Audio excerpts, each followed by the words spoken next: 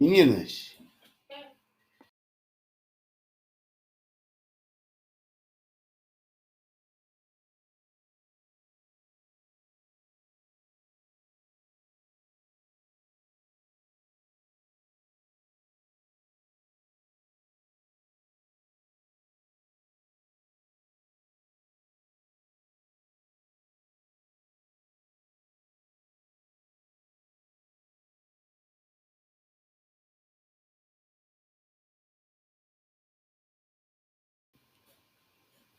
olá, boa noite, bem-vindos a mais um resumo do dia, aqui no seu canal Caos Operária TV. Está no ar o nosso programa de número 747, nesta quinta-feira, dia 20 de maio de 2021.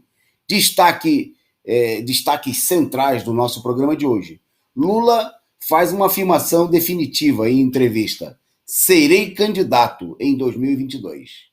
Bom, vamos destacar essa importante declaração, a confirmação do presidente, ainda numa entrevista a um órgão internacional. Vamos falar disso, né? E vamos falar também das mobilizações, do crescimento, né, da tendência a uma grande mobilização no próximo dia 29 de maio, por vacina, auxílio emergencial e fora Bolsonaro. Então, nossa saudação aí a vocês que estão nos acompanhando nesse começo de programa. Na nossa pauta de hoje tem também a questão da CPI, né? Com a conclusão hoje do depoimento do ex-ministro da Saúde, general Eduardo Pazuello, que foi lá, disse o que quis, segundo se contabilizam aí nas declarações da imprensa e dos próprios membros da CPI, 14 mentiras. Bom, nós vamos ver qual é a implicação, o que acontece, né? Qual é a perspectiva diante de todo esse circo da CPI, da crise da própria CPI. Bom, enquanto a CPI distrai o povo, a Câmara aprovou o projeto Luz para Poucos. Daqui a pouco nós vamos saber disso aí. Bom, vamos falar também de protestos contra despejo, protestos contra a política criminosa dos órgãos de repressão contra o povo lá no Rio de Janeiro, protestos, vamos mostrar aqui imagens de protesto em Volta Redonda, da ocupação do acampamento da Paz. Vamos falar também, vamos mostrar imagens dos protestos realizados hoje pelos professores da capital aqui em São Paulo. Só um minutinho, parece que está dando aí um retorno, um probleminha com som. Pedi ao pessoal do chat para comentar se está ok. Se tiver ok, tá. Produção, vou pedir para dar uma ajustada aí que está dando eco. Eu veja se tem alguma coisa. Dá uma ajustada, porque o pessoal está reclamando com dificuldade de audição. Se for o caso, a gente dá um tempinho, coloca um comercial e a gente já retoma. Porque está dando eco e o pessoal está tendo dificuldade de ouvir. Agora melhorou. Melhorou, ok. Parece que melhorou. Diz aí pra gente se melhorou. Resolveu, beleza. O pessoal comentando, a nossa audiência é ativa. Muito obrigado. Então, antes de seguir falando da pauta, vou dar uma boa noite, até que o pessoal ajuda aqui a gente a fazer o programa, até nas questões técnicas. Então, agradecer aí o pessoal que mandou mensagem, primeiro anunciando o problema e também depois falando que o problema foi resolvido aí pelo nosso companheiro da produção. Boa noite aí para o Aurélio dos Santos, a Letícia Gomes, né, mandando uma saudação aí, o Bruno do Espírito Santo, o Rude Pride, muito obrigado aí, o nosso amigo Miguel Ângelo, chegando por aqui, lá da Paraíba, o Miguel Ângelo, olha, a produção mexeu em alguma coisa aí que voltou o eco.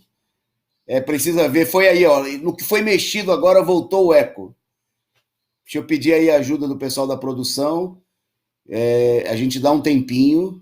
O pessoal reclamando bastante, a Cateline Van Bento dizendo que voltou o eco.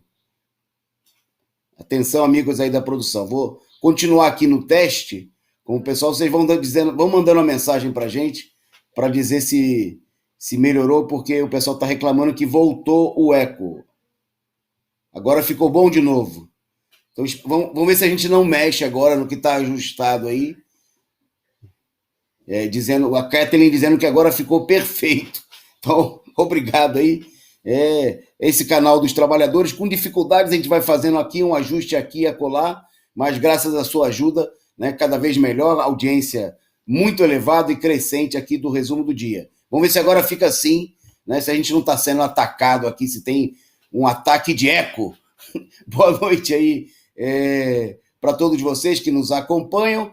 Já agradecendo aí a Ângela Ângel, que mandou aí um sinal de joinha com a sua contribuição, com a sua figurinha, pedindo a todos vocês que nós precisamos de 2 apoios de vocês. Pedindo que vocês compartilhem o link do nosso programa, né? Compartilhem adoidado nas redes sociais, espalhem aí pelo Facebook, pelo WhatsApp, pelo Telegram, pelo Twitter, em todos os lugares, né? Mande aí a mensagem para os seus amigos, para o grupo de trabalho, dizendo ao pessoal para largar a imprensa golpista que mente e engana o povo e vir para a Causa Operária TV, para o Resumo do Dia, para o seu Jornal da Noite, aqui da Causa Operária TV. Bom, e a gente precisa também, né, da sua contribuição, de participando aqui diretamente no nosso canal.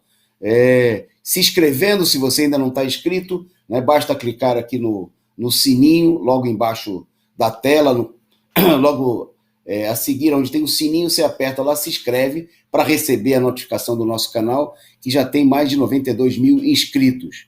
E você pode também, deve, né, se tornar membro, como todo o pessoal que já está verde aí, né, que tem o nominho em verde no chat aqui do YouTube, tornar-se membro do nosso canal e com isso você dá uma contribuição regular, ajuda a sustentar essa imprensa combativa, revolucionária que é a Causa Operária TV.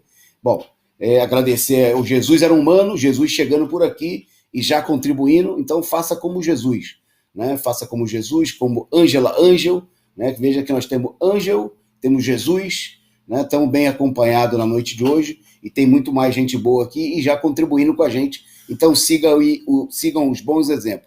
Bom, nós vamos para a nossa pauta, tem temas internacionais também, nós vamos falar do Ciro Coca-Cola Gomes, né, que está de namoro aí, tem um namoro com o DEM, está sendo, segundo a imprensa burguesa, cortejado pelo DEM, né, e o Bolsonaro de namoro com o PP, o Partido Progressistas, né, e no cenário internacional vamos falar do anúncio de um cessar-fogo, né, nos ataques genocidas promovidos aí em Israel contra os territórios palestinos. Então fique conosco, compartilhem, participe aí do nosso chat, né, compartilhando aí momentos de conversa com o pessoal, muito gente boa que tem aqui no nosso canal, né, pessoal ativo, participante, como o companheiro Alisson, que está chegando junto aí, mandando aí o seu superchat também, a sua figurinha, a sua contribuição. E vamos lá, vamos para a nossa pauta, vocês vão aí comentando, mandando aí as suas opiniões. Se você mandar o superchat, a gente divulga também aqui a sua mensagem com o maior prazer. Bom, no começo da nossa pauta, vamos falar justamente da aprovação na Câmara dos Deputados do projeto que a gente poderia chamar de Luz para Poucos. A Câmara dos Deputados aprovou no dia de hoje, uma medida provisória do governo entreguista do Bolsonaro que autoriza a privatização da Eletrobras. A medida provisória do governo Bolsonaro foi aprovada por 313 votos a favor e 166 contra. Né? O texto vai ainda para o Senado, né? E se for aprovado, vai autorizar o governo a abrir mão da participação que o governo tem nas ações da Eletrobras, né? O que vai acarretar, no mínimo, segundo cálculos já feitos pelos engenheiros da empresa, um aumento de 14% nas contas de luz. Isso de imediato, né? Porque é uma das últimas etapas do processo de entrega do setor elétrico para a iniciativa privada, cujos resultados, né, processo esse que foi deslanchado, feito em boa medida lá atrás, no governo do famigerado Fernando Henrique Cardoso, cujas consequências a gente sente todo mês na conta de luz. Né? São as contas no olho da cara, a população pagando aí um alto percentual dos salários para manter a luz acesa. né? Por isso que a gente pode dizer que essa medida equivale a luz para poucos, né? É a política de transferir para a população trabalhadora o ônus, né? Porque, como a gente já destacou aqui em outros momentos, o que acontece? O setor elétrico, até a década de 80, nós tínhamos aí no Brasil uma energia barata e limpa e eficiente, que 95% da nossa energia até a década de 80 era de matriz hidroelétrica, né? Um tipo de energia que requer pesados investimentos, né, iniciais, como é o caso da construção das usinas hidrelétricas, né, que foram feitas nas décadas anteriores, principalmente, né, o caso da Itaipu e de tantas outras, mas que, ao longo dos anos, né, trata-se de uma energia barata, limpa, né, sem maiores riscos ambientais, obviamente, quando feita com devidos cuidados, né, ouvindo-se aí a comunidade, as pessoas das regiões atingidas, coisa que, infelizmente, em geral, não acontece. Bom, mas o que nós temos hoje, né, é o contrário, né? O setor privado recebeu as hidrelétricas, as companhias hidrelétricas, as companhias de energia, a um preço barato, né? E de lá para cá a gente não tem mais investimentos. Aumentou a demanda por energia e o que fizeram essas companhias? Passaram a se utilizar cada vez mais das chamadas energias termoelétricas para evitar investimentos. Aumentou um consumo em determinada época do ano ou em determinada região, eles instalam aí novas termoelétricas, né, utilizando aí principalmente combustível fóssil, né, petróleo, né, derivados do petróleo, e isso aí tem elevado de maneira monstruosa a conta de luz. E toda vez que aumenta o consumo, a gente vê aí ao longo do ano, em vários momentos, a bandeira vermelha e outras bandeiras, que é sempre para ferrar com a vida do povo, né? Então, a privatização significa isso. Não vai ter investimento, né? Não vai ter gastos, os capitalistas recebem tudo de graça, a empresa está lá já formada, pagam uma bagatela por essas empresas e daí para frente é só recolher os lucros, né? É só recolher os ganhos e penalizar o povo. Se precisar de mais energia, sobretaxa a população, né? E você tem pessoas aí ganhando um salário cada vez mais miserável ou muita gente desempregada tendo que pagar aí 20, 30, 40% do salário mínimo, né, na conta de luz. Quer dizer, uma política criminosa, né, que se intensificou aí, depois do golpe de Estado, né, e que agora o governo Bolsonaro, criminosamente, quer aprofundar através aí, da privatização do que sobrou do setor energético no país. Bom, é preciso, a resposta a isso tem que ser uma mobilização, né, seja dos trabalhadores não só dos trabalhadores da Eletrobras, mas de todo o povo brasileiro, né? É preciso sair às ruas e, com certeza, a luta contra as privatizações, né, da Eletrobras, dos Correios, de outras empresas que o governo quer entregar totalmente, como o caso da Petrobras, tem que estar na pauta, né, do conjunto dos trabalhadores diante dessa situação. Bom, vamos em frente, né? E você vai participando aí, mandando os seus comentários, né? Esse canal, nosso canal, como todos os programas, programa interativo, né? E você pode mandar e a gente agradece, como já fizeram o Alisson, o Jesus Era um Humano, a Ângela Ângel, mandar aí a sua contribuição, o seu superchat e também a sua mensagem, que a gente divulga aqui. Bom, seguindo aí na nossa pauta, destacando agora protestos na Cidade de Deus, no Rio de Janeiro, onde a população acusou aí a PM de fuzilar duas pessoas, né, no dia de ontem, né? O Edivaldo Viana foi assassinado, né, ao lado de Jonathan Muniz, em um dos acessos à Cidade de Deus. Os familiares aí acusaram diretamente a polícia pela acusação.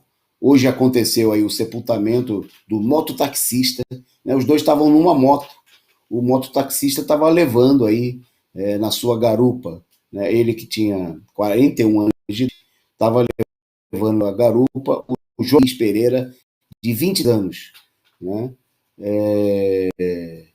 E no momento que eles foram baleados e mortos, né? Segundo as testemunhas, os tiros foram disparados por policiais da PM, né? De dentro de uma viatura, né? Sequer se deram o trabalho de interpelar ou parar aí os dois, né? E foram alvejados, né? É a política de tiro ao alvo, né? Da polícia criminosa do Rio de Janeiro, de atirar para matar, atira primeiro, depois pergunta, né? E isso deu lugar aí a muitos protestos, né? A mulher do Edivaldo, dona Míria dos Santos, de 49 anos, né? Fez declarações à imprensa mostrando a cápsula do fuzil que teria atingido o seu marido na véspera, né? Eles tinham combinado de se casar em setembro, né? E ela fez questão de dizer que era um trabalhador, né? Estava trabalhando aí de mototaxista, inclusive no momento do fuzilamento, né? Entregava quentinha e trabalhava como mototaxista, né? E tinha trabalhado, inclusive, numa empresa de ônibus no Rio recentemente, onde ele juntou dinheiro para comprar a moto e ser aí fuzilado de maneira criminosa pela PM. É lógico, né, que os policiais, depois de terem atirado, fuzilado, inventaram a história que o mototaxista portava uma arma, né, e que ele que havia sido levada por usuários de cracks da região, depois deles ter sido atingido. Quer dizer, inventaram a história de que o mototaxista estava armado e que a arma, né, foi levada, desabamiu, né, o que foi aí denunciado como uma bárbara mentira, né.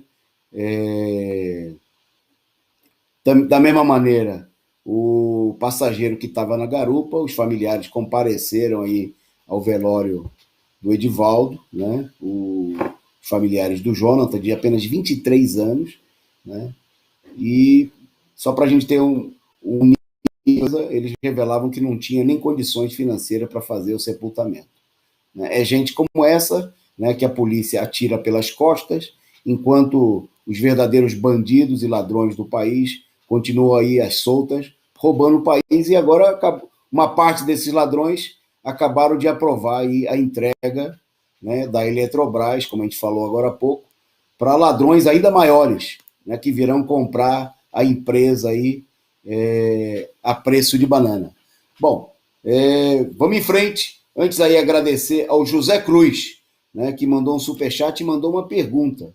Fala um nome que acha que deveria ser o vice do Lula. Vamos combinar, José, daqui a pouquinho a gente vai falar da declaração do Lula de ser candidato, e aí a gente volta nesse tema aí. José Cruz aí, muito obrigado aí pelo superchat, e a gente me cobre aí para a gente comentar. Agradecer o Fernandes Silva, que já chegou por aqui também, mandando aí o seu superchat, mandando aquele brinde aí, contribuindo aqui para sustentar o nosso programa. Muito obrigado ao companheiro Fernandes, né, pela presença e pela contribuição muito importante de todos vocês para sustentar aqui o nosso canal. Você pode mandar chat de qualquer valor, de R$ 2 a 2 milhões, a gente não se importa. Estamos aqui de braços e abertos para receber a sua contribuição, que é fundamental para sustentar o nosso canal, né? Muito obrigado aí. Vamos em frente, então. Na nossa pauta agora, destacando a situação em plena pandemia, né? 72 mil famílias estão ameaçadas de despejo, né? Na situação. Bom, e aí, só para a gente. Esse dado me chamou a atenção, porque hoje alguns setores divulgaram aí, né, a imprensa e até mesmo setores da esquerda, a aprovação em sessão da Câmara dos Deputados de um texto, de um projeto de lei, o 827 de 2020, né, que prevê a suspensão de despejos e remoções durante a pandemia.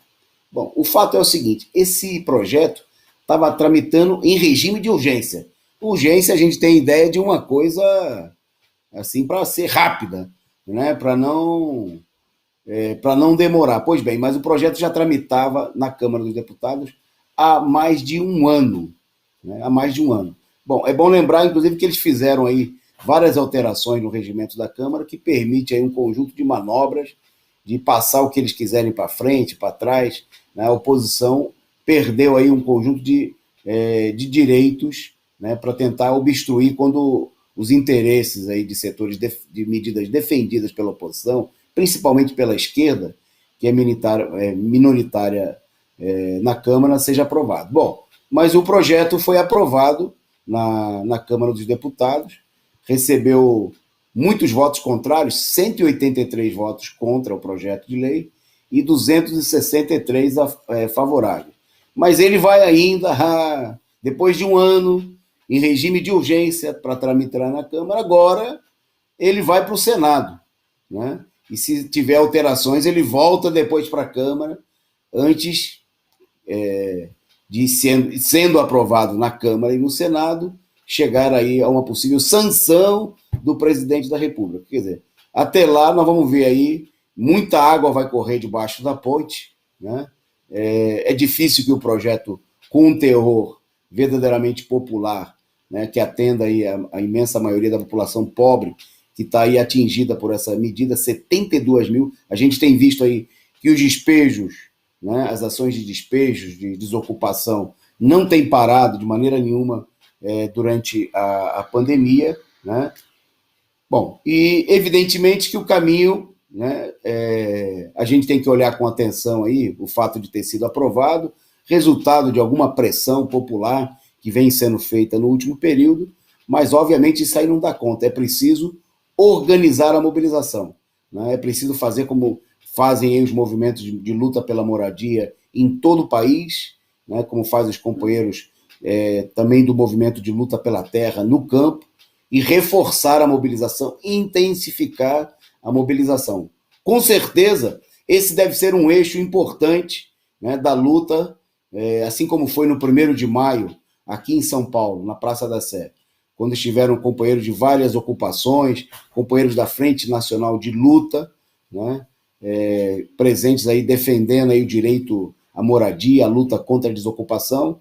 Dia 29, esse tem que ser, mais uma vez, aí nos atos que vão se realizar em todo o país, um eixo fundamental da luta. Bom, aí eu queria mostrar, a gente recebeu aí, agora à tarde, dos companheiros lá de Volta Redonda, né, cidadela operária muito importante, sul-fluminense, um vídeo de um protesto feito hoje por companheiros do Acampamento da Paz, né, que justamente foram à prefeitura para reivindicar aí o atendimento das suas reivindicações, o direito à moradia. Eu vou pedir para a produção soltar o vídeo, vocês acompanhem aí, depois a gente volta e vocês aproveitam para fazer os comentários aí no nosso chat. Vai lá, produção. Obrigado.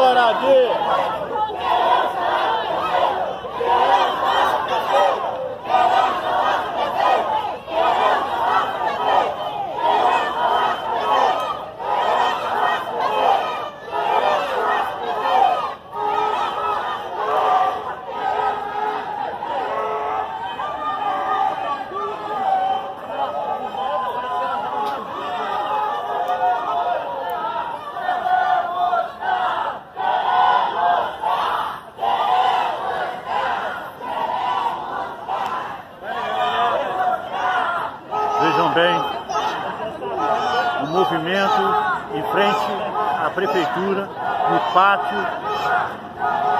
convocando o prefeito a vir dar uma palavra com o povo. Em Volta Redonda hoje, dia 20/5.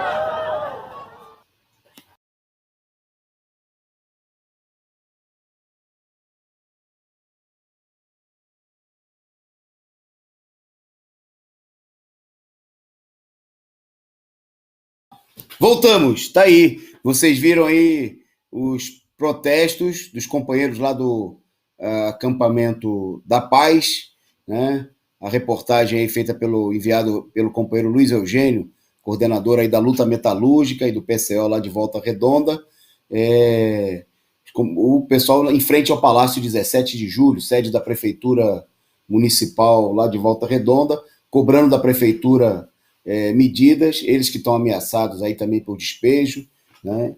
E é isso aí o caminho é ganhar as ruas, é a mobilização, e o pessoal aí do acampamento 17 de julho, nós esperamos também o pessoal contar com eles aí na mobilização no Rio de Janeiro, no dia 29, né? Vamos ganhar as ruas, se unir com o movimento de outras comunidades lá do estado do Rio, num ato, né, que vai acontecer no dia 29, às 14 horas, com mobilização lá saindo da Candelária até provavelmente a Cinelândia ou a Central do Brasil. Não sei o que o movimento estava decidindo lá, né, mas de qualquer maneira, 14 horas, concentração, vai ter passeata, né, é o momento de levar as reivindicações também, a luta, além da luta fundamental por vacina para todos, por auxílio emergencial e por fora Bolsonaro, né, a luta aí também pela moradia, né, pela reforma urbana, e pelas reivindicações populares contra o despejo na pandemia, o que só pode ser imposto aí através de uma ampla mobilização de todo o povo trabalhador. Parabéns aí aos companheiros de Volta Redonda pela mobilização e vamos à luta aí, força na mobilização, né? O caminho é fundamental para barrar aí a política criminosa da direita, né? Que não quer nem saber, mesmo diante da pandemia, segue com a sua política. Bom, falando em mobilização, vamos destacar aqui em nosso programa, rapidamente, aí o final da greve dos metroviários, né? Mobilização importante, a greve aconteceu ontem aqui na cidade de São Paulo, hoje está tendo greve também em Recife, né? Tem protesto aí dos trabalhadores, companheiros do transporte em várias regiões do país, né? Diante da pandemia, os trabalhadores do setor de transporte tem sido um dos setores aí mais duramente afetado, né? Não tiveram refresco, né? Como a maioria da classe trabalhadora, não teve essa conversa de fique em casa, né? Porque não dá para dirigir o metrô, né? Não dá para conduzir o metrô, dirigir o ônibus, ficando em casa, não tem trabalho remoto, né? Como não tem trabalho remoto para a imensa maioria da classe operária, né? E os trabalhadores aí sujeitos, né, as aglomerações provocadas no transporte público pelas empresas públicas dirigidas pelos governos da direita, pelas empresas privadas que dominam o setor de transporte no país. Bom, e o pagamento por isso daí, no caso, por exemplo, dos metroviários de São Paulo, eles estavam aí há 2 anos com o salário congelado, sem reajuste salarial. E para a gente ter uma ideia, a participação nos resultados, né, da Companhia do Metrô de São Paulo, de 2019, eles ainda estavam sendo devidos aí aos trabalhadores, né? No começo desse mês, eles realizaram aí uma mobilização, né, e ameaçaram com greve. Houve um recuo, porque as direções acabaram apontando no sentido de a tentativa de um entendimento mediado aí pelo Ministério Público do Trabalho, né? Bom, o fato é que ontem, né, depois de um dia de paralisação, ainda que parcial, né, como sempre a gente viu aquela nojenta campanha da imprensa golpista dizer que a greve dos metroviários estava provocando aglomeração, né, como se não tivesse aglomeração nos dias em que não tem greve, né, como se o transporte coletivo em São Paulo, como em todas as grandes cidades do país, não fosse uma porcaria, né, onde a população é transportada aí como se fosse sardinha em lata. Bom, diante da greve, mostrando aí a força da categoria, mesmo com uma greve parcial, a empresa, o Tribunal Regional do Trabalho, né, se apressou aí numa audiência realizada na tarde de ontem em apresentar uma proposta que, se bem que não atenda aí integralmente as reivindicações da categoria, seja um golpe contra a categoria, mas mostra aí a pressão da greve, a importância da mobilização dos trabalhadores. O TRT estabeleceu e foi aceito uma votação, nós vamos falar já disso à noite, né, pela categoria, 7,79% de reajuste. Só que os trabalhadores já estavam sem reajuste há 2 anos. 2 anos, salário congelado. Quer dizer, esse 7,79 não corresponde nem mesmo à inflação oficial, que era estimada em pelo menos 9,7%. Né? Inflação oficial que a gente sabe que é sempre abaixo da realidade, daquela que a gente sente quando vai no supermercado fazer as compras, né? Quando abastece o carro ou paga a passagem do ônibus, aí a inflação é a do mundo real.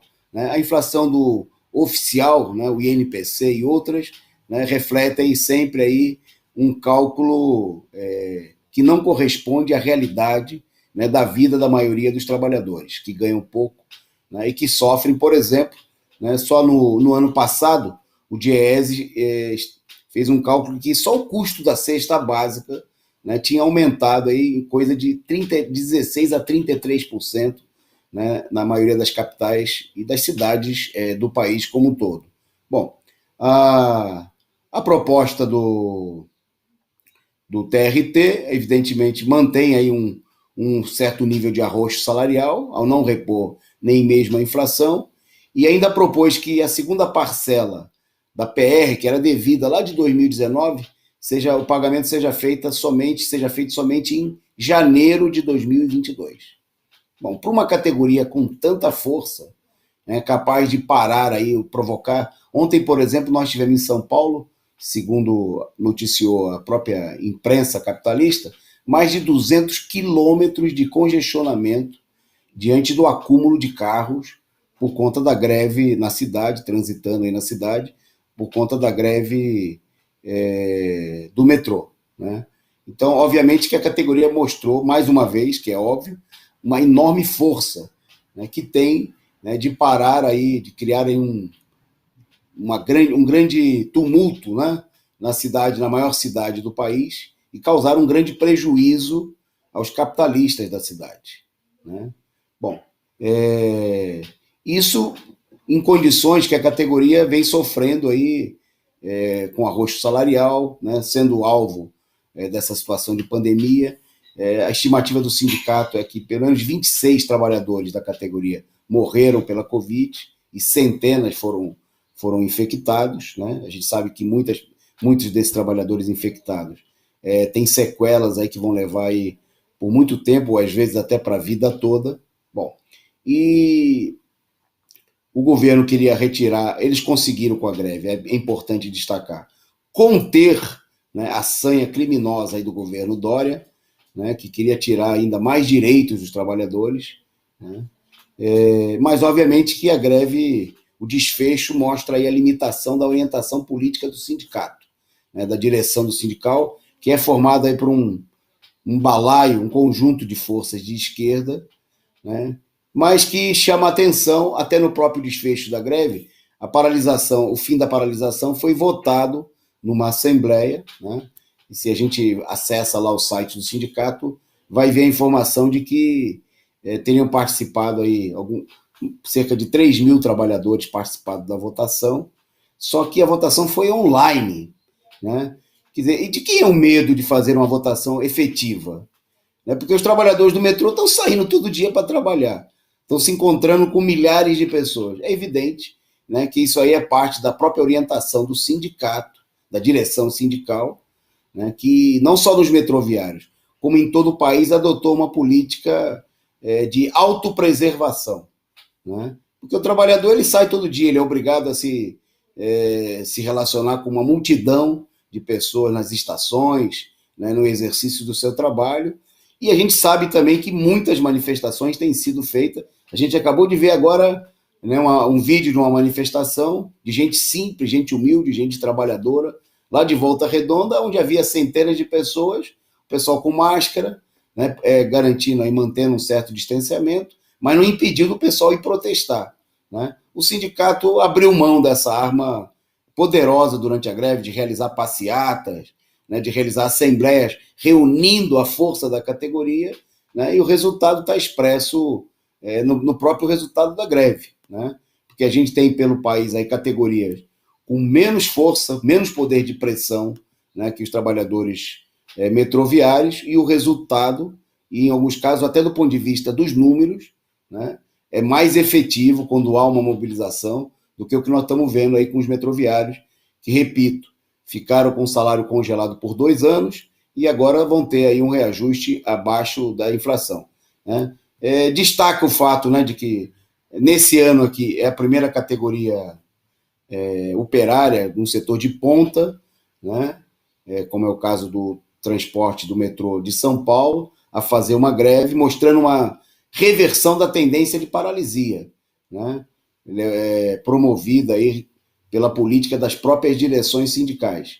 É uma tendência que já se expressa nas manifestações populares, no 1º de maio de luta, né, que nós do PCO, os coletivos de luta e muitos companheiros de vários setores aí realizamos na Praça da Sé, né? Então essa tendência de luta do metrô precisa ser ampliada, é preciso superar, né? Está presente aí na greve também a tentativa de conter, né, o freio de mão puxado, né? O carro da mobilização dos metroviários andou, o trem, o vagão, só que os condutores aí do sindicato, no caso aí a direção, andou com o freio de mão puxado, né, sem colocar toda a força, uma paralisação mais ofensiva, mobilização de rua, né? E para derrotar governos reacionários, como o do Dória e como o conjunto da direita que administra aí os estados e os governos nas cidades brasileiras e os patrões nesse momento de crise, é preciso, né, um enfrentamento mais decidido. Então o exemplo da greve do metrô é importante, mas é preciso reforçar, né, essa política de enfrentamento e de mobilização dos trabalhadores, superando, né, o freio de mão puxado daqueles setores que querem fazer essa mobilização aí com uma certa contenção, e o resultado sempre é desfavorável para os trabalhadores. Bom, vamos em frente, né? Vamos em frente. O pessoal denunciando aqui infiltração de piolhos de bolsominions no chat, mas é que o pessoal está preocupado com a elevada audiência cada vez maior aqui do nosso canal, do resumo do dia. Então a direita vem aqui perturbar, vem tentar aí, mas aqui não vai se criar, né? Aqui tem aqui uma audiência de alto nível, né? Mostrando aí sua disposição. Agradecer aqui ao Que Fazer, né? Que o companheiro que tem como pseudônimo Que Fazer, pela sua assinatura aqui, se tornando membro do nosso canal, contribuindo conosco. Você pode seguir o bom exemplo do Que Fazer, né? E basta clicar aqui no retângulozinho abaixo da tela, seja membro, né? E você ajuda, compartilha ajudando regularmente o nosso canal.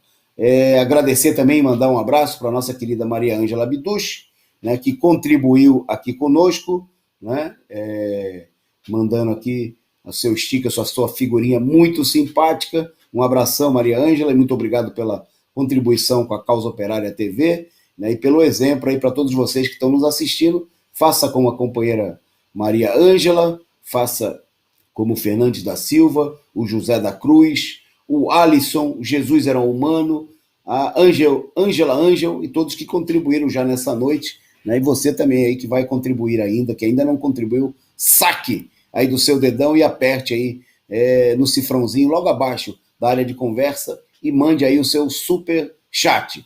Bom, o que fazer já que tornou-se membro, ele gostou da ideia e já mandou aí, né, a sua contribuição instantânea, porque você pode contribuir sendo membro ou não, né? E o valor você escolhe de R$1 a 1 milhão, né? Pode passar também de 1 milhão, não tem problema, você pode contribuir com a gente. Muito obrigado aí. A Maria Ângela comentando aqui, a Bozolândia está preocupada com o PCO e com o Lula candidato. Ela manda assim, aí os seus risinhos aí, estamos de acordo, por isso o pessoal vem aqui no canal, né, para tentar tumultuar, mas não vai se criar aqui. Bom, vamos em frente. Seguindo na nossa pauta, vamos destacar agora a atividade da CPI, da Comissão Parlamentar de Inquérito, lá do Senado, que no dia de hoje concluiu aí, foi para o segundo dia de audiência, de depoimento do ex-ministro Pazuello, ex-ministro da Saúde, o general Pazuello. Ao longo de todo o dia, né, o ministro aí respondeu mais uma vez a pergunta dos senadores, né, mesmo tendo garantido aí o direito de ficar calado, né, ficou evidente aí que a tática da direita bolsonarista, né, aproveitar a CPI para mostrar que não vai se intimidar, né, com discurso de senador, né, com discurso no Congresso Nacional, né, que isso aí não vai mudar a situação, e se alguém tinha a ilusão, né, e a gente viu aí certos setores da esquerda divulgarem a ilusão de que a CPI ia colocar, ou vai colocar o governo Bolsonaro abaixo, a gente viu aí com o Bolsonaro, com o Pazuello, né, mas não só com ele, com outros que já estiveram aí, como o ex-ministro das Relações Exteriores, o Ernesto Araújo, que isso aí não mostrando um certo desprezo, né? E bom, a gente já destacou ontem, mas hoje, mais uma vez, o próprio relator da CPI, o senador Renan Calheiros, né, que foi meio retirado aí das catacumbas, estava desaparecido, fora dos holofotes, né, foi trazido ele e outros aí, senhores de poucas luzes no cenário político nacional já há muito tempo, diante da crise da direita tradicional no país, foram trazidos aí de novo à baila, horas e horas na televisão, e o Renan dessa vez disse que o Pazuello mentiu 14 vezes, né? Aí tinha toda uma conversa no início na CPI, todo um rompante de que mentir era crime, podia dar até prisão, né? Ao ponto que o pessoal no começo faz lá, a maioria do pessoal foi submetida ao juramento, né? Bom, o general mentiu, né? O tom, ninguém subiu no tom mais firme com o general, né? Hoje o companheiro Rui destacava aí no programa, no DCM, pela manhã, que a gente tem até que falar, bom, é evidente que tem aí um aperto, né? A gente já viu aí as Forças Armadas enquadrar o Supremo Tribunal Federal, né? E nós estamos vendo de novo aí, tudo dá a ideia de que tem aí uma conversa de bastidores, um enquadramento muito claro, né? Ninguém subiu no tom, ninguém desafiou as mentiras, o pessoal depois vai lá, faz um comentário nas redes sociais, estão parecendo o Bolsonaro, né?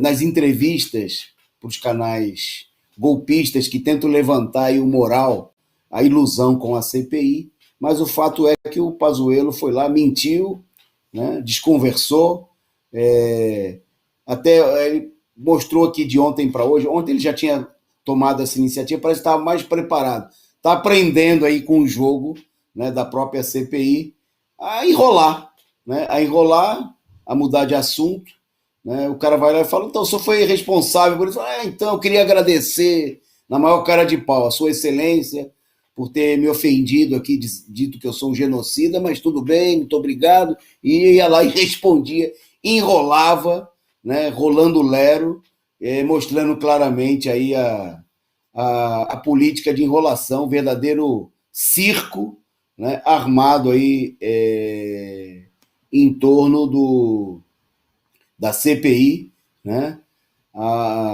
mostrando que isso aí, obviamente, não tende a levar a lugar nenhum, né? Não apresenta nenhuma perspectiva, que não vai ser por aí, evidentemente, que nós vamos ter a resolução do ponto de vista dos trabalhadores. Né? Num certo sentido, a iniciativa dos bolsonaristas de ir lá e enfrentar a CPI, né, seja com os depoimentos, seja até com as provocações feitas mais de uma vez aí pelos bolsonaristas que integram a comissão, e até aqueles que não integram, como o senador Flávio Bolsonaro, que volta e meia vai lá e faz algum tipo de provocação, né, fica evidente que não há nenhuma perspectiva, e se alguém tinha a ilusão, né, de que a CPI ia levar a derrubada do Bolsonaro, né, a não ser que aconteça alguma novidade aí pela frente, não há nenhum sinal, né, de um enfrentamento maior, né, é só palanque eleitoral, e com os bolsonaristas, inclusive fazendo campanha da própria política do Bolsonaro, né, na CPI. Bom, agradecer aqui ao Luiz Bergosa, mandou aí a sua figurinha, o seu sticker, muito obrigado, né, ele mandou aí legal, eu também achei legal a presença, a participação, a contribuição do companheiro, né? Seja bem-vindo aí, desta vez eu consigo, que disse que está chegando por agora, né? Seja bem-vindo. Um abraço para todos vocês também que participam, que assistem o nosso programa aí fora, não ao vivo, né, mas ao longo aí da madrugada, na reapresentação. Lembrando que o resumo do dia, como todos os nossos programas aqui do canal Causa Operária TV, ficam aqui à sua disposição, né? Ficam arquivados aqui para você assistir ou rever, enviar o link aí para um amigo que você gostou de um tema, a hora que você quiser. E aí eu queria aproveitar um minutinho de vocês e chamar a atenção para uma novidade, né?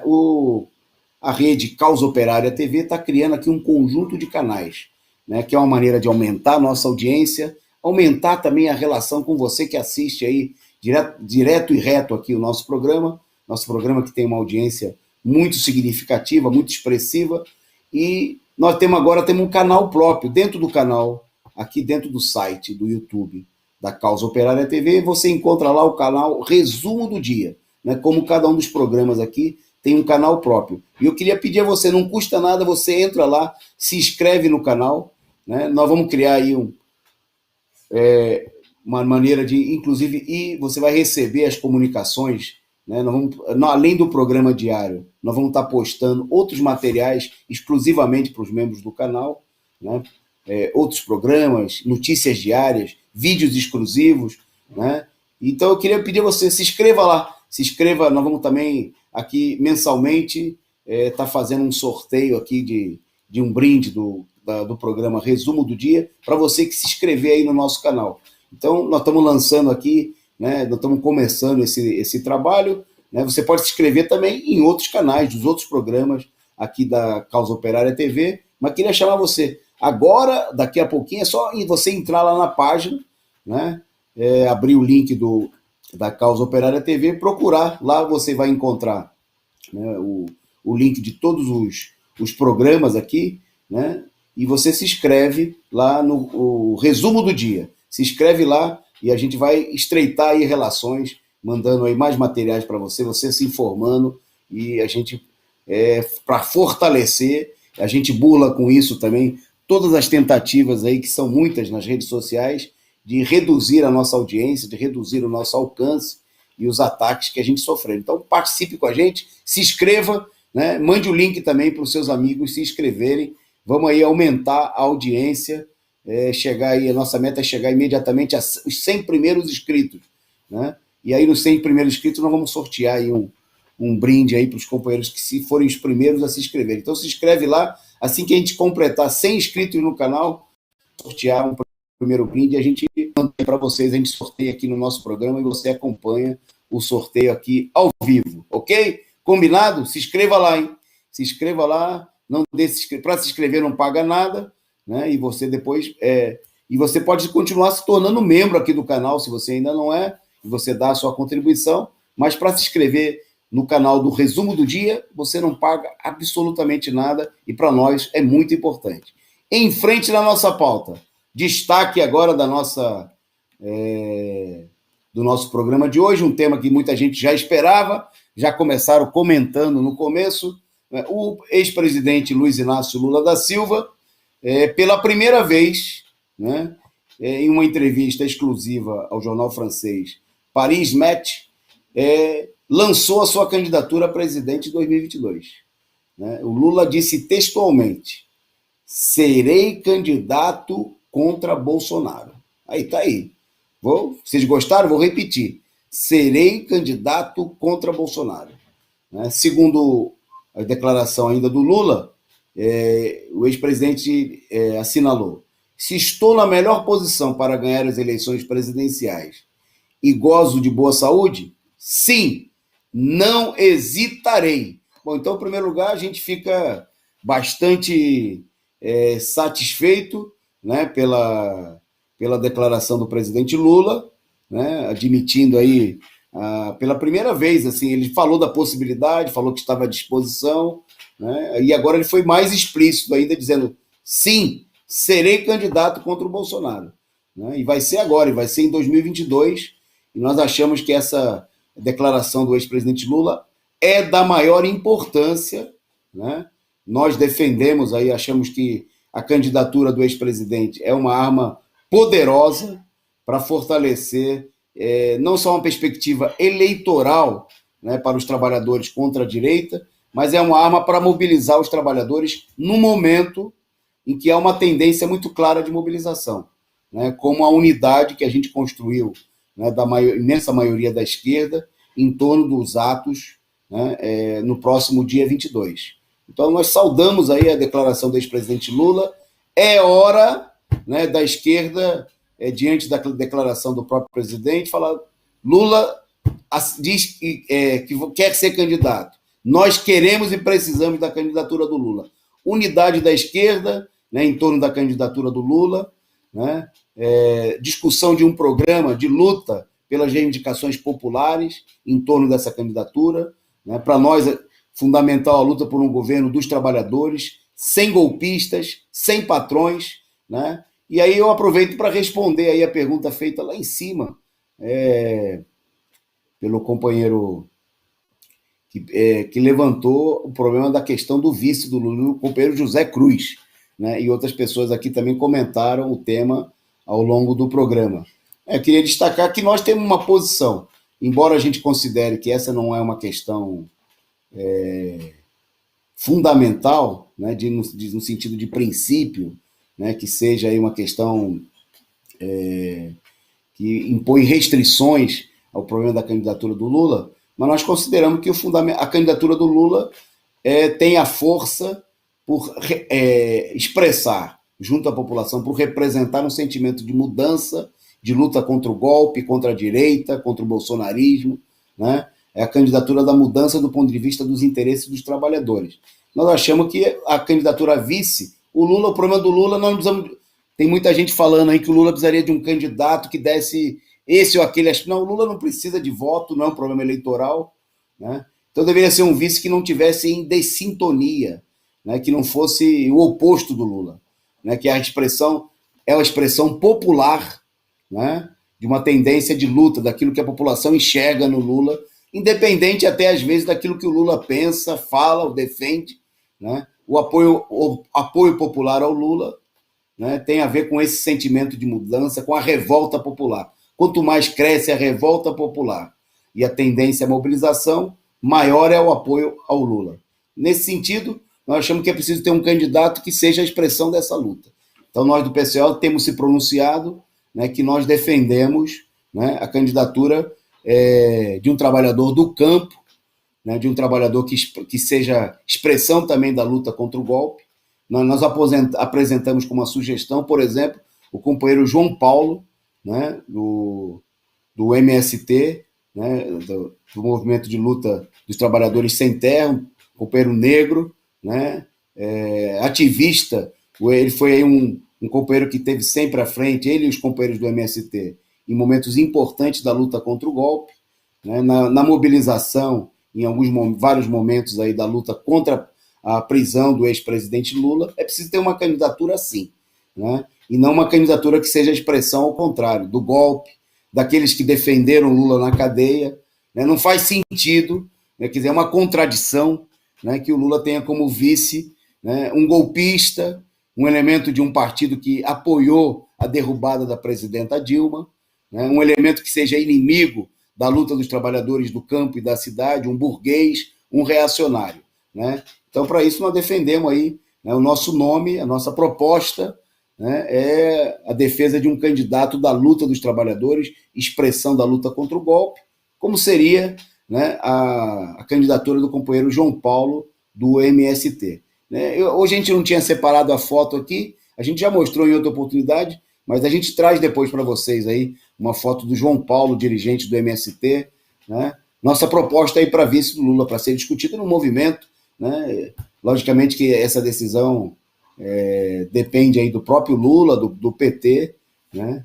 E como eu disse, não é uma questão de condição, né? Mas é aquilo que nós entendemos como sendo uma perspectiva que está em sintonia daquilo que o Lula, né, representa para o povo brasileiro e do que a gente precisa, né, em torno da candidatura do Lula. Bom, indo em frente, seguindo na nossa pauta. Tá aí, respondi a pergunta, né, do pessoal que levantou no chat. Você continua dando a sua opinião aí, pode colocar. Tem gente falando aí da chapa Lula-Dilma, né, e outras posições.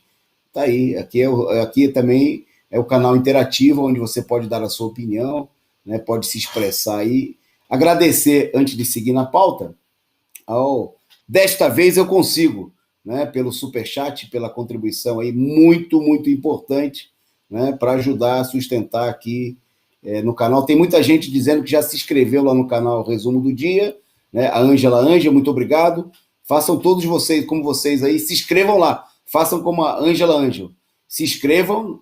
Quando a gente completar 100 inscritos, 100 primeiro, nós vamos sortear um prêmio aqui, uma lembrança para vocês, aqui vamos mandar entregar, né, para o sorteado aqui do programa Resumo do Dia, ok? Se inscreva no canal Resumo do Dia, vai lá, acesse aqui na página, no site, no nosso site no YouTube e faça a sua inscrição. Seguindo na pauta, nós vamos falar agora, vamos falar daqui a pouquinho da mobilização do dia 29. Mas antes nós queremos destacar um caminho que nós consideramos equivocado, no sentido, vai numa contramão e numa certa dessintonia, né, com aquilo que a gente viu aí na plenária nacional. Na plenária nacional nós aprovamos aí 2 momentos importantes de luta para unificar, né? Um primeiro foi uma proposta, um informe que a plenária apoiou, né, um ato dia 26, lá em Brasília, junto ao Congresso Nacional, que já estava sendo convocado aí pelas centrais sindicais. Né? Hoje mesmo aí no site da CUT tem declarações aí do companheiro Sérgio Nobre, presidente da CUT, que vocês estão vendo aí na telinha de vocês. Bom, mas o que nós vimos aí nos últimos dias é que a CUT, a direção da CUT, pressionada aí pelas outras centrais, que não querem, nunca quiseram mobilização nenhuma, são inimigos da mobilização desde criancinha, né, desde que foram criadas. Né? Alguém viu aí, alguma vez na vida, a força sindical fazer qualquer mobilização? Só quando foi para tentar impedir que uma mobilização real dos trabalhadores acontecesse. A força sindical participou de mobilizações a favor do golpe, da deposição da presidenta Dilma. A força sindical era aquela central que fazia ato de 1º de maio para corromper os trabalhadores, recebendo carro, apartamento dos patrões, né? Recebendo Aécio Neves, o Eduardo Cunha, né? Toda essa quadrilha de inimigos do povo brasileiro, Temer, todo mundo foi lá nos 1º de maio da força sindical. Aí eles faziam atos. A gente viu em vários momentos, tem uma outra imagem aí, esse tipo de ato, né, que a gente acha que é o que não deve ser feito, que é o ato artificial, onde as centrais sindicais aí, pode mostrar a imagem aí, produção, iam lá e botavam, à exceção da CUT, que levava dirigentes e militantes, as outras centrais sindicais, para fazerem um marketing, levavam aí pessoal contratado, né, camiseta para disputar aí imagem, né, aí nos horários de televisão. Né, tinha mais gente contratada para segurar balão e bandeira do que militante, ativista, gente, né, gente de carne e osso organizada para protestar. Pois bem, então o pessoal apresentou aí o ato do dia 26 como um ato simbólico, né, e se fala aí de um ato com pentes das centrais. Isso aí não é um ato, isso aí é uma reunião de dirigentes, né? É um negócio que não mobiliza, né? E nós vimos aí na plenária nacional o presidente da CUT falar de pressionar o Congresso, fazer uma pressão. Isso aí de reunir dirigentes sindicais é lobby, isso aí não pressiona ninguém. Alguém acha que o Congresso Nacional vai ficar pressionado por receber, lá eles já receberam só nesse último ano aí umas dezenas de vezes, né? Eles receberam antes da reforma trabalhista. O que aconteceu? A reforma trabalhista foi aprovada. Eles receberam os dirigentes das centrais sindicais antes da reforma da Previdência. O que aconteceu? A reforma foi aprovada, ferro nos trabalhadores. Então, obviamente que essa política aí, a gente já sabe qual é o resultado. O resultado é ferro nos trabalhadores. A gente não ganha nada com isso. Para exercer uma pressão sobre o Congresso, sobre o governo, é necessária uma mobilização real. E, nesse sentido, o que foi proposto aí essa ideia de fazer ato simbólico com representantes, isso aí não vira nada, todo mundo sabe. Ainda mais num momento que é uma clara tendência, né, de mobilização.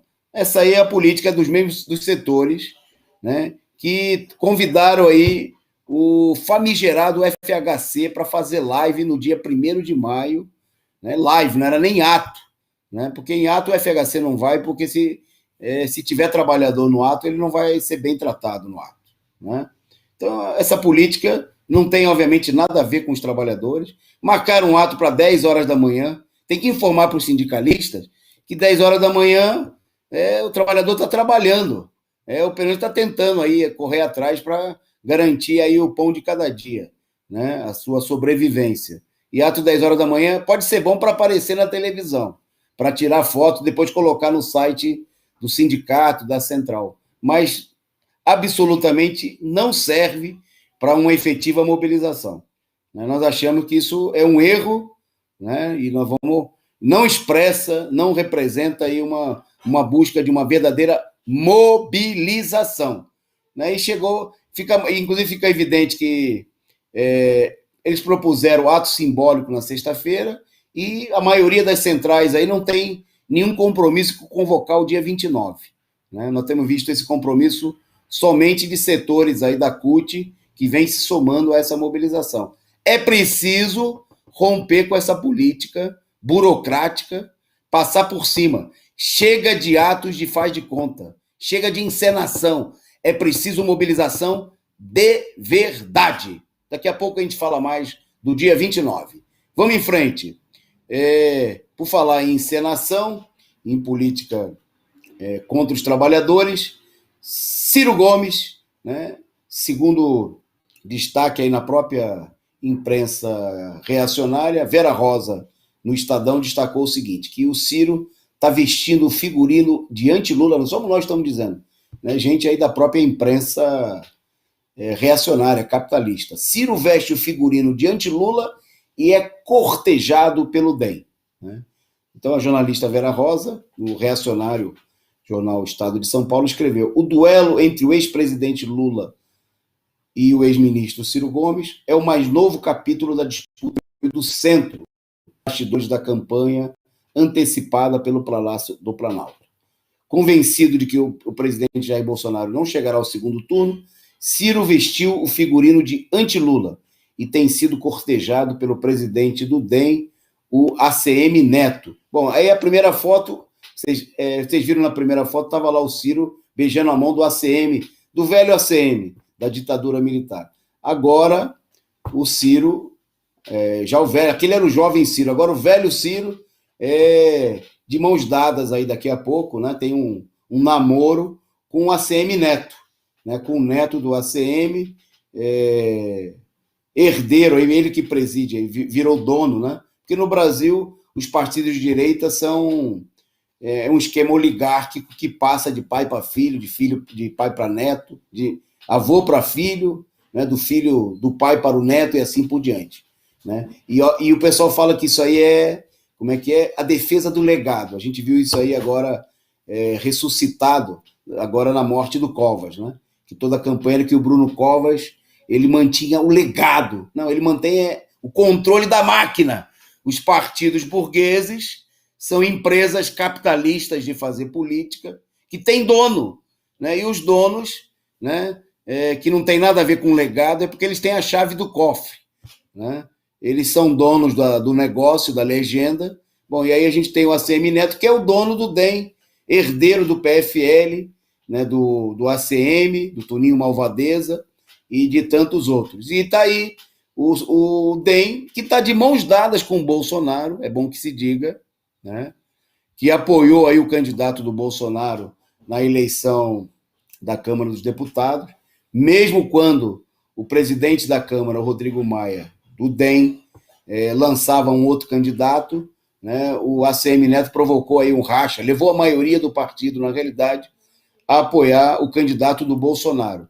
E não por acaso, né, o ACM Neto está aí piscando o olho, né, namorando, cortejando, como diz a imprensa capitalista, com o Ciro, porque o Ciro tem um papel importante para cumprir para a direita, né, e ele está aí no mercado para se vender, né, como um elemento que vai ser usado aí para atacar duramente o ex-presidente Lula. Ele já começou a fazer isso daí. Nós vimos dias atrás ele falar que o Lula é o maior corruptor da história do país, né?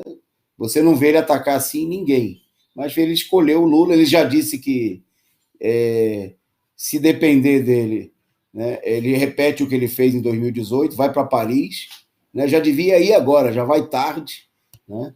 Mas a direita está sempre disposta a inflar um pouquinho aí o balão do Ciro, não para que ele, né, seja aí o candidato preferencial da direita, mas para que ele ajude a ver se o Lula, ele finalmente não tira uns votinhos do Lula, né, não tira uns votos da esquerda, provoca uma divisão, espalha cisânia, intriga, né, enquanto ele defende a política da direita, como a gente vê aí na atuação cotidiana, né? Essa aí, por isso, né, ele é aí totalmente afagado, né? Recebe aí os afagos da imprensa capitalista, da direita, né? E faz a campanha totalmente reacionária nesse sentido, ok? Bom, vamos em frente, caminhando para o finalzinho aí, mas ainda tem coisa importante na nossa pauta. Enquanto o DEM namora o Ciro namora o DEM, o Bolsonaro está namorando o PP. A imprensa capitalista divulgou hoje que, já havia divulgado essa semana, que a família que controla o PRTB, a família do Levi Fidelix, veja que é sempre um problema, uma casta, né, teria negado a filiação, teria se recusado a filiar o ex-presidente, o presidente Bolsonaro, que, para se filiar ao partido, exigia o comando do partido, né? É bom lembrar que o PRTB é o partido também do não, né? E como todo partido pequeno da burguesia, em geral, esses partidos não são verdadeiros partidos que têm uma posição, mas são sublegendas da burguesia e que estão no mercado aí para um conjunto de negociações. Então, até a gente, além da família, da própria família do Levi Fidelix, que controla a legenda, a gente não sabe ainda quem seriam os verdadeiros donos ou aqueles que estão por detrás dessa negativa ao Bolsonaro. Já que, obviamente, não se trata de um problema, mas o fato de um problema de divergências ideológicas. Mas o fato é que o Bolsonaro aí está anunciando aí que está intensificando os namoros com o PP. O PP, que tem o presidente da Câmara dos Deputados, o deputado Lira, né, Arthur Lira, que é do PP de Alagoas e que foi eleito presidente da Câmara com o apoio do Bolsonaro. Então cresce aí os comentários, a gente não sabe ainda o quanto disso é verdade, né, que o Bolsonaro poderia... Isso está mostrando aí que um setor importante do centrão, da direita golpista, ao mesmo tempo que flerta com a possibilidade de uma candidatura alternativa, né, cada vez mais trabalha também para consolidar a possibilidade de uma aliança com o Bolsonaro, que não existiu em 2018, uma aliança mais estreita, onde esses partidos tradicionais da direita estejam, inclusive, representados na chapa, né? É bom lembrar que o Bolsonaro, em 2018, saiu candidato aí por um partido que não existia, só tinha ele de deputado, né, o Patriota, e acabou sendo apoiado de última hora, obviamente, pela direita, para impedir a vitória do candidato reserva da esquerda, o Haddad, mas acabou aí fazendo um governo improvisado, né, com o próprio grupo direitista aí, bolsonarista, sem uma coalizão naquele momento, no começo do governo, com setores mais amplos da direita. O que vem sendo construído foi se estabelecendo aí com o DEM, com setores do PP, do PSD, e que agora se expressa também aí nesse namoro do próprio Bolsonaro com o PP. Bom, vamos ver, a gente vai acompanhando aí e vamos comentando junto com vocês aqui. Bom, só reforçar aqui, destacar aqui na nossa pauta aqui, dia 29, a gente já tinha anunciado ontem, né, a reunião em São Paulo decidiu que aqui em São Paulo é na Avenida Paulista. Opa! Né, dia 29, é para valer, não é ato simbólico, é ato de verdade, né? Todo mundo vai ser chamado aí a comparecer com máscara, a manter o distanciamento social, mas se tem uma coisa que perigo de contaminação é no transporte coletivo de São Paulo. É no metrô, é no ônibus, é no trem, é nas fábricas, é no trabalho dos Correios, que estão ameaçados, os trabalhadores estão ameaçados com a privatização, né? É no supermercado, na rua, né? É o lugar mais saudável nesse momento aí para você, e é o caminho necessário. É o único caminho, é ganhar as ruas, né? Por isso, dia 29, em São Paulo, na Avenida Paulista, no MASP, às 16 horas. No Rio de Janeiro, 14 horas, na Candelária, né? E a gente vai anunciando aí, vocês vão informando a gente vai falando aqui. Nos próximos dias nós vamos apresentar os atos de todo o país, né, embalados aí pelo 1º de maio da Praça da Sé, que reuniu aí milhares de pessoas. Tem um cartaz aí, a produção já vai colocar para a gente aí, ó, a imagem do cartaz, né, justamente aqui da Paulista, né, que lançado aí pelos comitês, pelos movimentos que estão, né, Dia Nacional de Lutas, né, 29/5, na Avenida Paulista, 16 horas. Vacina para todos, auxílio emergencial já, não a privatização dos Correios, fora Bolsonaro. Tá aí, né? E como esses aí terão cartazes aí para os atos em todo o país, né? Vamos levar adiante aí uma grande mobilização, porque é preciso levantar o país. Bom, e um dos motivos principais é justamente o nosso tema de agora, né? Apesar de toda a tentativa de dissimular a situação, de dizer que a situação está melhorando, o Brasil registrou hoje mais de 2.500 mortes pela Covid, 2.527, segundo divulgado agora à noite pelo consórcio da imprensa golpista, né? E o país, vocês estão vendo aí o resumo na telinha, né, com essas 2.527, em números oficiais das secretarias de saúde do consórcio da imprensa golpista, o país já tem mais de 444 mil mortos e 15.898.000 casos. Quer dizer, amanhã nós vamos superar a marca vamos chegar bem perto. Essa semana aí é possível que a gente bata a marca de 16 milhões, né, de infectados e, infelizmente, de 450 mil mortos, né? O número de casos voltou a registrar alta, mais 10% na média, né? E o número de óbitos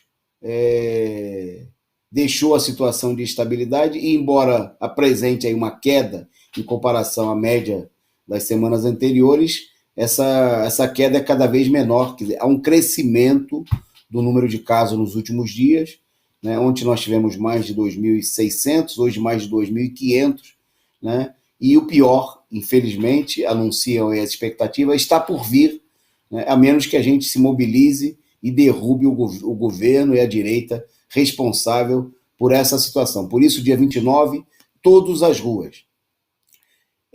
Na reta final aqui do nosso programa, destacar o anúncio de um cessar-fogo, né? Apresentado aí como mútuo e simultâneo, que teria sido mediado aí pelo Egito, e que vai se iniciar às 2 horas da manhã, já se iniciou, né, às 2 horas da manhã da sexta-feira de lá, que era às 20 horas, né, de hoje, aqui, 20 horas de Brasília, né? Bom, a situação é reflexo da própria crise promovida aí, até mesmo em Israel e em todo o mundo, né, diante da política criminosa, genocida, né, levada adiante aí pelo governo sionista de Israel, né, que teria levado à morte de pelo menos 240 pessoas.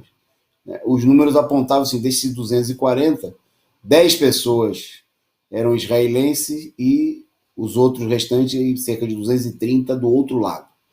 Desses 230 palestinos mortos, a maioria era formada por mulheres, crianças e idosos. Na realidade, o número maior, inclusive, desse grupo de crianças, né, gente indefesa, né, diante do enorme poderio militar de Israel, um Estado armado aí até os dentes, né, pelos Estados Unidos, que incentivou, né, obviamente, toda aquela conversa fiada de que o Biden ia representar aí uma política diferente do Trump, muito pelo contrário, que nós temos aí a continuidade e até o agravamento da situação anterior. Bom, gente, só acelerando aqui, eu ia destacar, só assinalar, o Lula concedeu aí entrevista à Prensa Latina, um órgão da imprensa cubana, né, e além de criticar duramente aí o governo Bolsonaro, dizendo que o Brasil e o mundo merece coisa melhor, né, ele que aparece na imagem ao lado de médicos cubanos, falou, né, destacou aí, lamentou a ausência dos médicos cubanos, né, e disse que o Brasil precisava, teria sido muito importante a presença desses médicos aqui para combater a pandemia. O jornal divulgou a entrevista, aí, inclusive apresentando fotos aí que relembram, né, os encontros entre Lula e Fidel Castro, né, e deu destaque aí às afirmações do Lula com as quais nós concordamos integralmente, né? Não só o governo Bolsonaro expulsou os médicos cubanos antes mesmo da sua posse, ameaçou, fez toda uma campanha criminosa, né, como Cuba mandou delegações para ajudar no combate à pandemia para mais de 50 países, né? E todos eles aí com muito sucesso. Produção, vou pular para o último item da nossa pauta, então, porque o nosso horário já se esgotou aqui, né? Eu vou passar diretamente para falar rapidamente que hoje teve mais uma vez mobilização dos professores aqui da capital paulista, né? Que completaram aí 100 dias de greve, de luta contra a criminosa política do governo Dória em nível estadual, mas que na capital foi representada até poucos dias atrás por aquele que agora a burguesia quer chamar de santo, o Bruno Covas, né, reacionário, direitista, e pelo seu vice, agora prefeito de São Paulo, Ricardo Nunes, né? Os professores estiveram nas ruas aí às centenas novamente, né, denunciando a política criminosa de reabrir as escolas sem vacina e sem o fim da pandemia, né? A nossa saudação aí aos companheiros da rede municipal, trabalhadores da educação em greve, né? E que, inclusive, eles que estão se mobilizando aí contra a paralisia do próprio sindicato, né? Que tem à frente aí um ex-vereador da base tucana, né? De um partido da Cidadania, partido próximo aí, que se elegeu aí na chapa do João Dória e do Covas, e que na última eleição nem conseguiu a reeleição, tamanha a rejeição né, da base da categoria. Bom, e aí a gente termina, né? Estourou o nosso tempo, a gente agradece aí muito, muito a participação de todos vocês, mandando um forte abraço, né? Amanhã a gente encerra a semana aqui juntos, né, com o resumo do dia de sexta-feira, fazendo o balanço da semana. Muito obrigado e não se esqueça, né, entre aí no site da Causa Operária TV e se inscreva lá no resumo do dia, tá certo? Faça a sua inscrição, não paga nada e você ainda vai, os 100 primeiros inscritos vão concorrer aí um prêmio que nós vamos sortear aqui no nosso programa assim que a gente completar 100 inscrições.